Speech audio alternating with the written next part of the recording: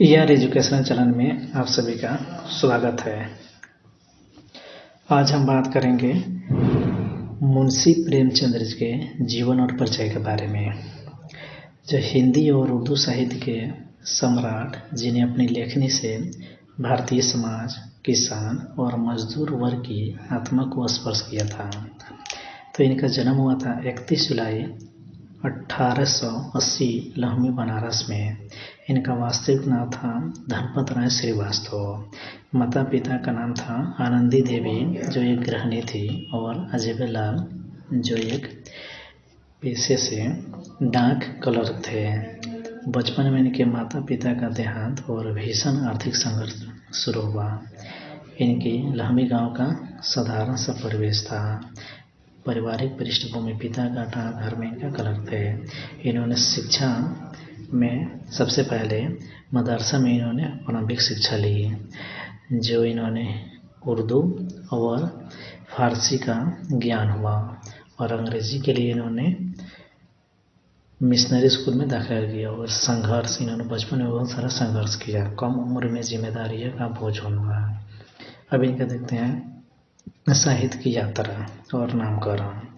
नवाब राय से प्रेमचंद्र तक का सफ़र देखेंगे, और देशभक्ति और साहस की एक अनूठी कथा, जिसने हिंदी कथा साहित्य को नई दिशा दी। इनका बैन लग गया था, सोचिए वतन एक नामक अंग्रेजी सरकार द्वारा बैन लग गया, जो कहानी थी। इन्होंने उर्दू लेखन साहित्य जीवन का आरंभ किया था। प्रथम नाम था, शुरुआत में नवाब राय के नाम से उर्दू लेखन शुरू किया, लेकिन प्रतिबंधित देशभक्तिपूर्ण पुस्तक सोचिए वतन पर रोक लग गया। नया नाम इनको सुझाव दिया दया नारायण निगम के सुझाव पर इन्होंने प्रेमचंद्र अपनाया था। कर्म जीवन इनका क्या था, शिक्षक और सरकारी नौकरी के साथ निरंतर लेखन इन्होंने शुरू किया।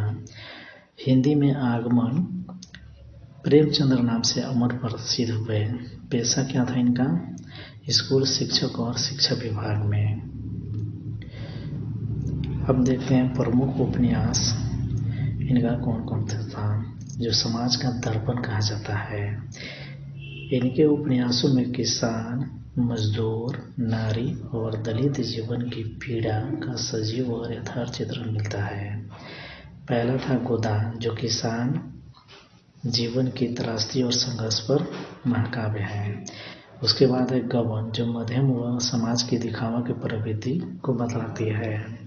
उसके बाद है रंगभूमि, जो पूंजीवाद बनाम मानवता का संघर्ष बताती है।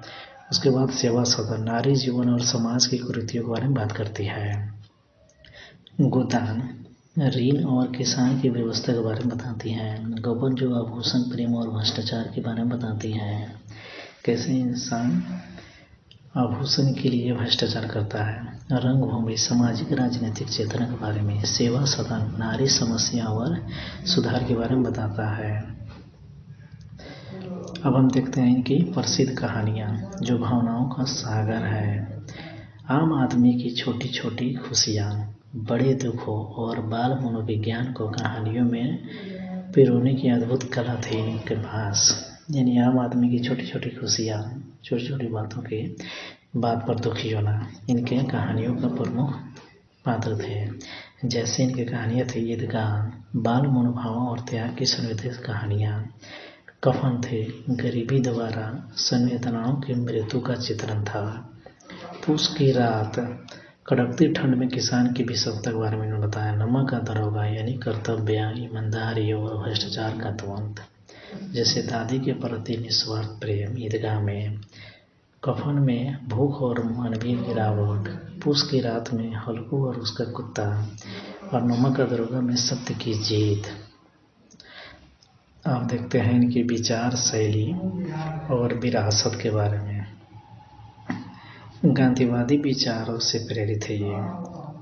प्रेमचंद्र ने साहित्य को मनोरंजन से ऊपर उठाकर समाज सुधार और राष्ट्रीय चेतना का शास्त्र बनाया।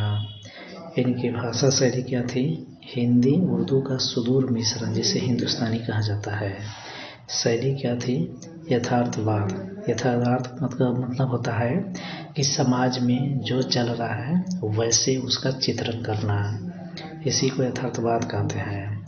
मनोवैज्ञानिक और सहज। इनके विचार क्या थे? जातिवाद, शोषण और सांप्रदायिक का विरोध करना। ये जो सामाजिक चेतना, गांधी के विचारों का प्रभाव था इनके ऊपर। आम जनता की बोलचाल की भाषा शैली इन्होंने अपनाया। हिंदी और उर्दू का सम्मिलन किया। उसके बाद विरोध इन्होंने किया था, सामाजिक कुरीतियों के खिलाफ इन्होंने विरोध किया था।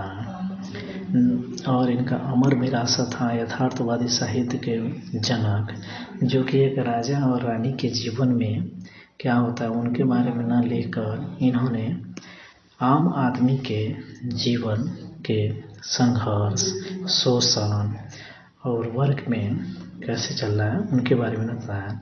इनकी मृत्यु हुआ था 8 अक्टूबर 19